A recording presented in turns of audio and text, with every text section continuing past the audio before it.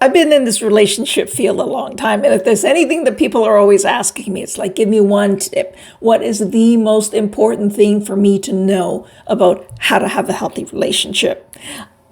Oh, if only I could. But anyway, today I'm going to give you one of the critical ones that I can pull out of my brain: emotional connection. Sometimes this is called emotional bonding. Basically, all that means is that you relate to your partner in an emotional manner. That could just mean laughing together, or maybe being frustrated together, or being with your partner when they're in the depths of despair and they're feeling really heavy and they're feeling really low. I think the most important thing to take away from that is you have to honor the emotional state, as in whatever it is your partner is feeling, and let them be that. A common mistake I see is couples doing something, but really this is what they're trying to say.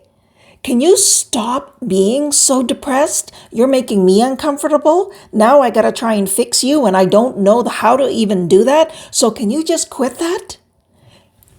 I know. So, okay, that might come in the veiled thing of cheer up, or here's a joke to make you laugh.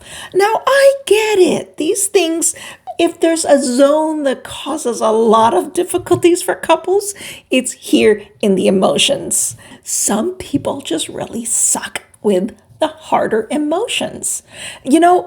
Ever had that coworker who just out of the blue starts to cry and you don't really know what to do and you kind of feel like uncomfortable, and the last thing you want to do is sit with them? That carries into intimate relationships as well. So I'm going to give you 3 things to help you out here. The first one is for you to think, how do I handle my partner's emotions?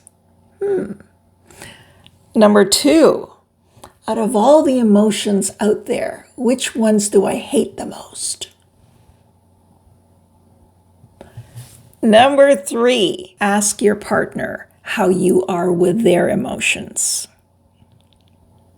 A bit more discussion on emotions, and I will see you in the next video.